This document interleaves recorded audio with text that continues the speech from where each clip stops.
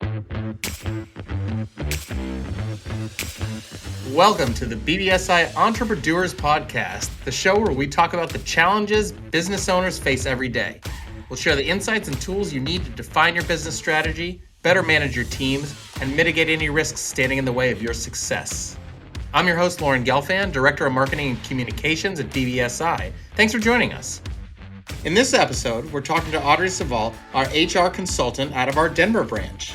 Audrey has over 38 years in the human resources field with a strong passion for successful HR partnerships with business leaders. Audrey has worked with small companies and grown their HR departments to be massive entities, and also is an associate professor at the University of Denver for the past 22 years in the Strategic Human Resources program. Audrey, welcome to the show today. Hey, thanks a lot, Lauren. We're excited to have you on. We're going to be talking about how to onboard employees the right way, which I know you have a lot of experience with. But before we jump in, can you just give us a little bit on your background? Yeah, I've been in HR, in retail. I was in healthcare technology, for-profit education, and I've been a consultant at BBSI for about 10 years. I love small business owners because they are so engaged and really care about their people. And they don't hate HR people. And we find that in larger organizations, we're the ones that lay off people, the ones that breed fear with our policy policing. And small business owners, they see that, the people part of their business is so essential that they really need an HR expert to help them through some of the quirkier aspects of employee behavior and employee motivation. Well, I think you hit on exactly the title of our podcast, which is the Entrepreneurs. A lot of small business owners that we work with feel like they have to do everything themselves and that there's not a lot of help out there for them. Yep, that's so true. And we see that as the environment grows more complex with the different generations of workers and all the regulations that they're hit with. And so we've become, as HR people, much more essential to helping them proactively think through how the environment outside of their business impacts what they do inside. So we're all over that. We really like helping them with those kinds of issues.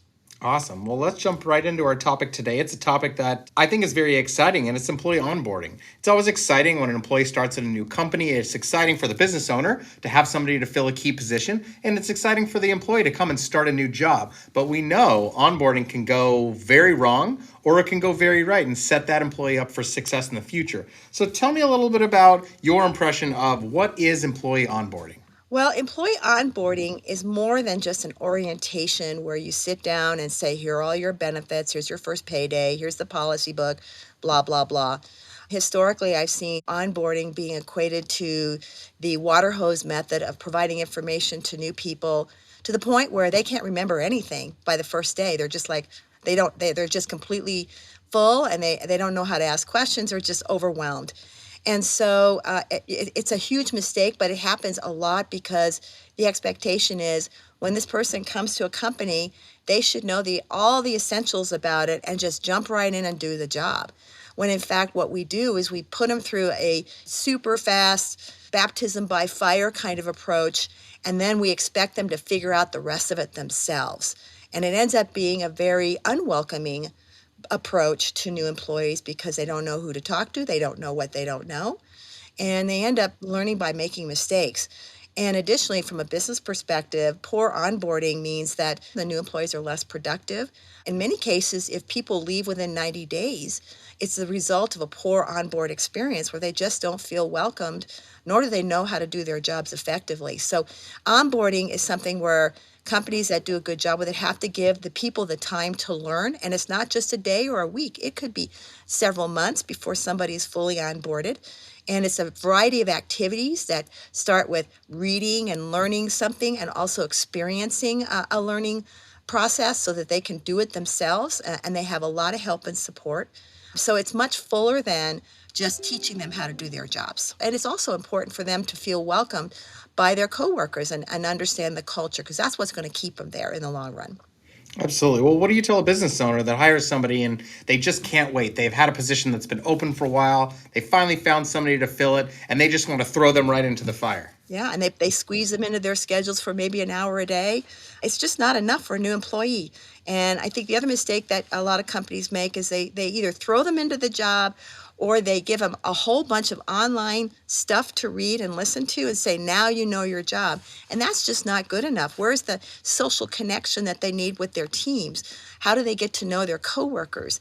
How do they get to know the company? They know a little bit about the company, but how do they really learn the inner workings of it? And like I said before, if they don't get that kind of high support approach to onboarding, they end up being far less productive. It takes a lot longer for them to do a good job because they're just learning, they're winging it most of the time, or they're learning from a lot of the mistakes that they make, which is a very demoralizing experience for them. And, they were so excited when they came on board, and they come in and their supervisor says, I'll take you to lunch and see you later.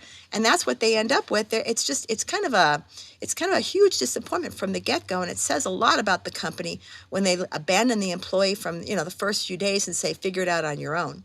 It really says a lot about how much this company cares about employees. So in a perfect world, how long would an onboarding process take, a good onboarding process? I think a good onboarding process should take a minimum, depending on the complexity of the job, 1 to 3 months. It doesn't mean that they're fully onboarding, they're training full time. It just means the first month there's a lot more support for them from the standpoint of training, follow-up, communicating to them, teaching them whatever they have to learn on their jobs, having a mentor to help them learn how the job is done, having a place to go to ask questions, and having a lot of structure around the onboard experience so that throughout this whole first month or 2 months, they have a chance to talk to their management team or managers or supervisors, say, here's how I'm doing. The managers have good questions to ask to see if they're learning what they need to learn. And if they're not picking things up fast enough, then they make sure they intervene to such a degree where this person gets more time to learn something that may be more technical than they realized. But it's a highly interactive process that takes weeks because all of us learn a little slower than we want to. We'd love to read something once and figure it out and do it just the way it's supposed to be done. But sometimes it takes learning by reading, learning by doing something over and over again through repetition, listening to someone, watching someone.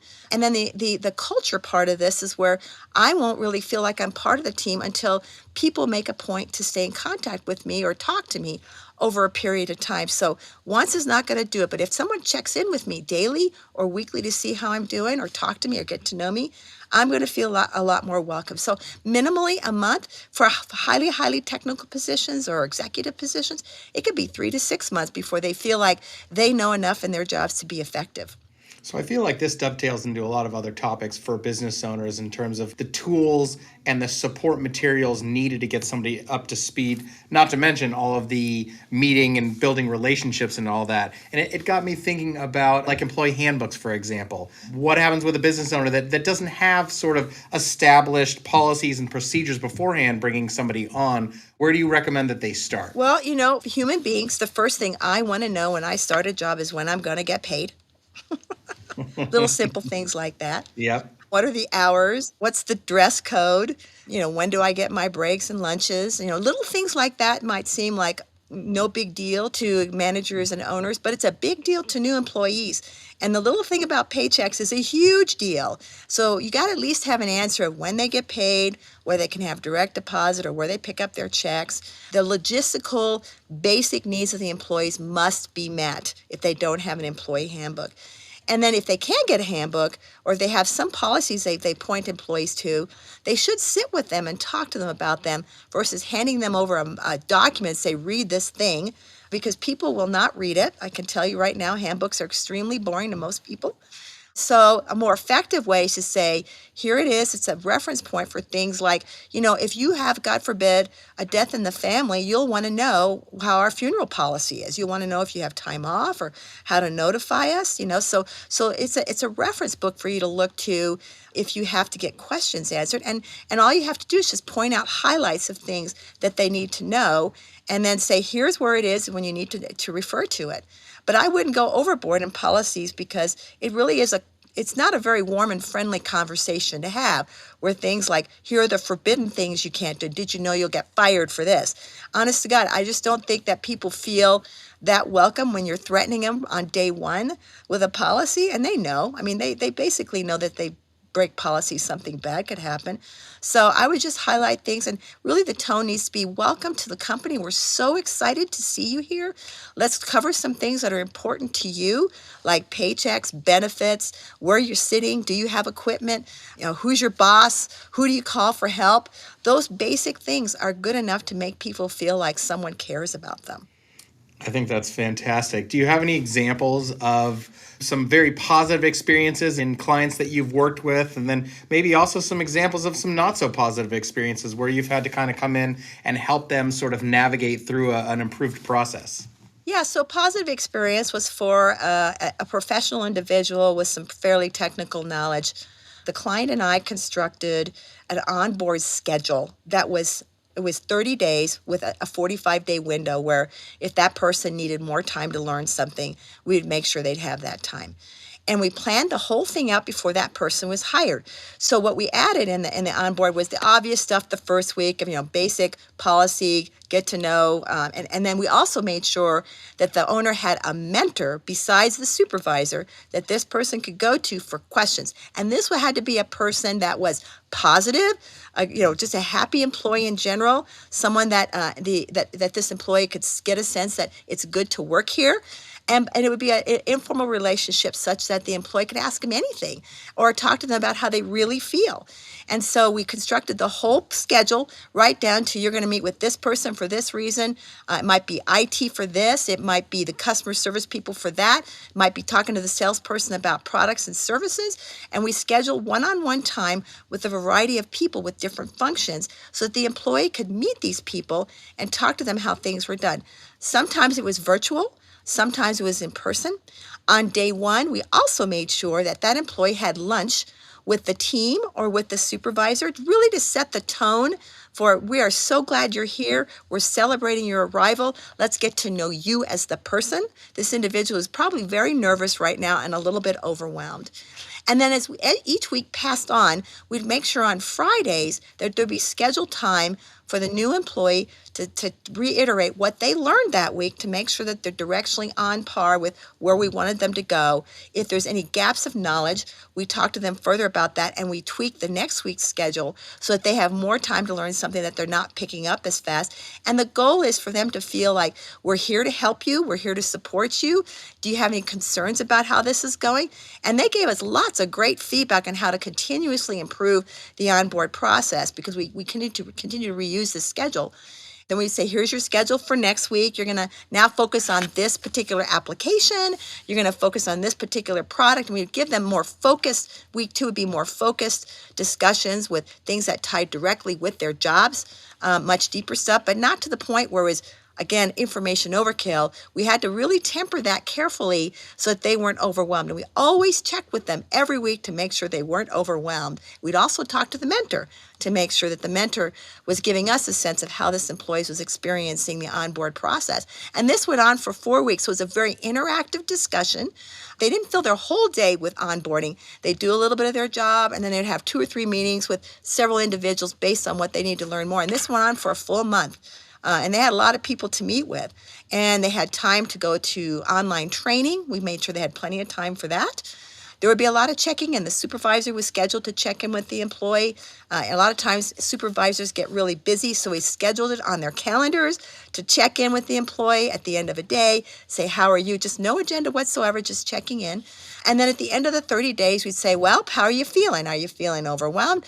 And of course, they would say, to some degree, I'm still a little overwhelmed. And we'd say then, okay, for the next 15 to 30 days, here's where we're going to focus more of your onboarding activities wherever your knowledge gap is until you say, I'm good, I'm feeling very productive. But it was so interactive that by the end of the 45th day, this employee said, I think I have what I need. I know who to go to. I'm feeling good about myself.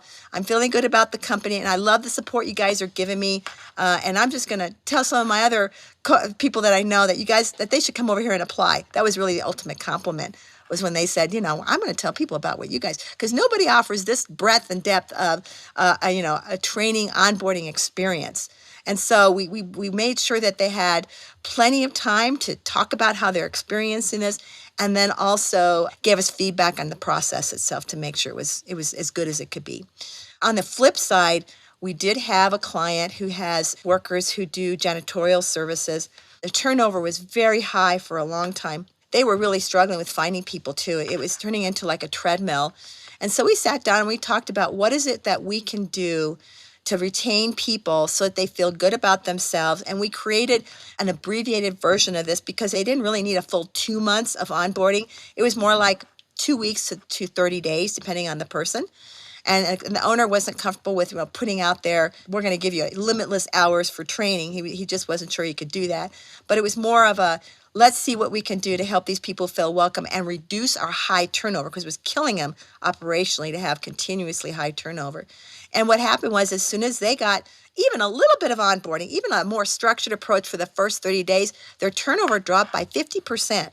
Which was amazing because, all it took was just a little bit of effort to give people time to learn, to check in with people, and to make them feel welcome. That was the most important aspect of the onboard experience. But I think the most common misfire that I see in small businesses is they hire someone and they say, welcome, here you go, here's your manual, and call me if you need me. See you later. So I try and coach leaders and managers and owners to really think through the investment of time and energy into the onboard process, because in the long term, if you do a good job, you're going to have highly productive people and lower turnover, especially when you need people the most right now. Two pieces stuck out to me, and the first one is the feedback loop. Asking for feedback after directly from those applicants, those new employees, to say, how's it going? Mm-hmm. If it wasn't going well, why isn't it going well? If it is going well, what did you like? What could we continue so that you can adjust in the future? I think that's a huge insight that a lot of owners probably don't think about. They kind of toss you into the fire, and then you get through it, and it's tough, but then you figure your job out, hopefully, before leaving the company, and then you're in for a while. I know, and a lot of your younger workers, as I believe that the younger workers, the Gen Zers and millennials, demand feedback. They want to give it, they want to get it. And so you when you onboard in this way, you're giving them something that's really important to them as well. And you're partnering with them. You're not saying you're just an employee and I'm just going to throw information at you and I expect you to pick it up. You're partnering with them to help them learn and feel good about themselves and feel good about the work that they're doing, and ultimately feel good about the company. Well, I think there's another part to that too, is the knowledge transfer, right? Taking the information of the company that may be institutional, but may just be something that they've carried in their head for all this time, and actually sharing that, potentially documenting that down so that lives on for the future and makes the process easier as you go forward. Yeah, a lot of your older workers are excellent mentors. They would love to be, and some of your high-performing employees as well. And companies today are typically ignored because they just get the job done. They don't complain. But if you ask them to be a mentor, it would be a true compliment to them to be asked to do that. And they'd probably give it their all to make this person feel welcome. So it's a task that you can assign to people who've been doing great work overall, represent the company well.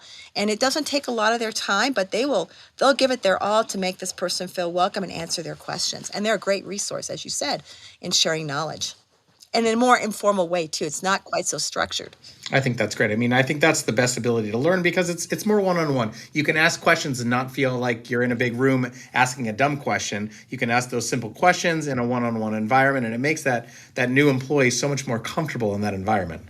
Yes, that's right. It is. And that's really the human quality of it. What about costs? I know that a lot of business owners are worried about the costs and the time. You mentioned the janitorial company. The owner said he couldn't take a tremendous amount of time to get people up to speed. But in the long run, he was probably spending more hiring and training new employees than keeping the ones that he already had. That's so true. I keep track of the cost of turnover. It's a metric that HR professionals have really provided. And the cost of turnover can range. And when you think of costs, it's the cost of posting the job. You might hire a recruiter. You might even put it on ZipRecruiter or Indeed, which is very expensive.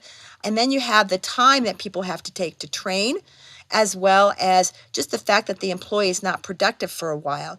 And that on average can cost anywhere from 33% of an annual wage to over 100%, depending on the skill set that's needed and the difficulty of finding the person to fill the job. So when you think about the high expense, and operationally it's disruptive as well, because if you're constantly churning people, you're constantly training people, you really can't focus on being more proactive as a business owner, nor can you think about how to solve root causes to problems. You're just continuously reacting like you're on a treadmill, just running along, just reacting to the moment because people don't stay very long.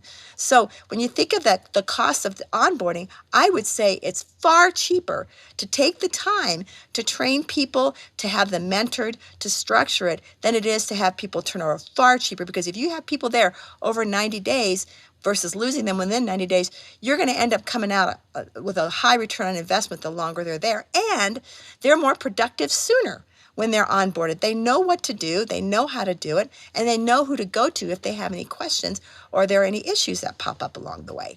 So I know there's a lot of pieces that go into the onboarding process and a lot of pre-planning that goes into that. As a business owner that maybe doesn't have a structured onboarding process right now, what would you suggest that they do? Where could they go? I know that they can come to BBSI for help. What are the options that are available to them? Well, I think find online some good tools out there for onboarding best practices. I mean, it's easy to Google something to find some structure, or you can speak to any expert or professional that's done onboarding. I think HR people probably know the most about that. All I would say is it's fairly simple. All you need to do is put together an agenda, much like a meeting agenda, maybe a 30-day agenda. It doesn't take rocket science to do this. And then think about, if you're going to give people the skill set to do their jobs, what's it going to take for them to learn it completely and holistically, so that, they pick some things up the first week, and on week 1 through 4, they know enough where they can function well, but then you insert into that some structure where the supervisor is communicating to the employee, you have a mentor in the mix. Those are all fairly simple things that anyone could do if they just organize it, and they can actually talk to their own employees and ask them, what was your onboarding experience like, and if you had some best practice or what you found to be helpful, let's incorporate that into our onboard process. So they can certainly check internally as well to see how other people have experienced it, and some of the highlights that people say incorporate into their onboarding plan. It's just like it would be like a 30-day agenda. Here is what we have planned for you, new employee. And we're going to think about what it's like. We'll walk in your shoes for a day and say, don't forget to have a phone. Don't forget to have equipment. Don't forget to have a place to sit. It's really common sense stuff that you can build this agenda from. But HR people, they know how to do this, and they can help you. I've always felt in my own experiences that having that agenda to follow is really helpful, especially because you don't want to be the entire day with somebody else. You want to, at least to a certain extent, have some time to explore on your own, right? To kind of learn by doing and maybe making mistakes, not big ones, of course, but going through the motions during the day. And so I've always felt like having the agenda afforded you some of that time to kind of find your way around the building, find your way around the job site, figure out where everything is and who those people that will be helpful are going to be located. Yeah, so what's nice about a longer term onboarding agenda is that you give people space, maybe at the end of the day, for them to read on their own, to decompress a little. Because I'll have to tell you, when you're a new employee, if we've all been new employees, if you don't remember, it's a little intimidating to walk in and learn everything new. Even if you know your job, it's still intimidating. So giving them the space to do some online exploration, to sit back and absorb, to look at their notes for the day, that's really important, because that's the best way for them to learn how to do their jobs. And so we gave them, these folks, lots of gaps of time where they could do things or go off and read something. And we would encourage them through goals to make sure they got certain things done, especially in the first week, because a lot of times we say, here's some free time, and they go, what do I do with it? Well, it's like, okay, I want you to read this. I want you to go through this online training. I want you to speak to this person. I want you to explore the building, find out where the restrooms are, things like that, where we give them a little more structure the first few weeks, since they really don't know what to do with their free time, and then get out of their way as they learn their jobs so that they have more time to explore, especially with things like technology. If you go to them and say, here's how to put something into QuickBooks and, boom, boom, boom, boom, and then you send them off to the next task, they really need time to absorb that and practice if possible. So yeah, that kind of space is really needed to make it a rich learning experience. And that repetition of doing it over and over until they feel like they're comfortable and have their hands around it. Yeah, that's right. Well, I think it's so important to make sure that you have a good onboarding process, and especially because employees are the biggest asset of any company. Turnover costs, taking the time to make sure that you have knowledgeable, skilled employees, all those things help that business owner focus on growing the business and not in the day-to-day minutia. I just think it's a fantastic topic that every business owner should think about before they start to grow their business. And I know oftentimes a lot of our owners get into the business because they were passionate about a product or a service, and they didn't think about all those other pieces that go into that puzzle. Right. And people are the hardest thing to manage in a business. But when you start with the right tone and you build a little structure, the investment will come out in droves as people are excited, they're productive, and they're willing to, if they really found this a great enriching experience, they're going to talk to other people about it. So if you need talent, make that experience super positive, they're going to let people know about it. I mean, there's nothing but goodness that can be found if you have a good onboard experience. And it's not that hard to do. It just requires a little time and effort, but the return on investment is so huge, it's worth it. Well, it reflects positively on the company. And as you said before, if somebody has a real positive experience, they're going to tell other friends about it. You should join this company. I had a wonderful experience. Things have been going great so far. And that grows the business from within. Yep, that's so true. And the people stay, which is really important nowadays. Well, Audrey, thank you so much for sharing all your insights. I think this is so valuable to our owners just to think about that process and to look at it and to say, do I have things documented? Am I doing any of these things? And of course, you don't have to do everything at once, but at least starting to think about the process is the first step towards improving it. Yes, exactly. And just give a little structure and make sure that you create a warm welcome. Those people, they're really important. You worked hard to get them. So treat them that way because they'll appreciate it.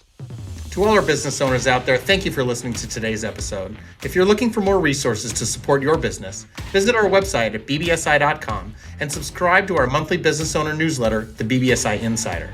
We'd also love it if you'd subscribe to our podcast on your favorite platform so you never miss out on the latest insights from our BBSI business professionals.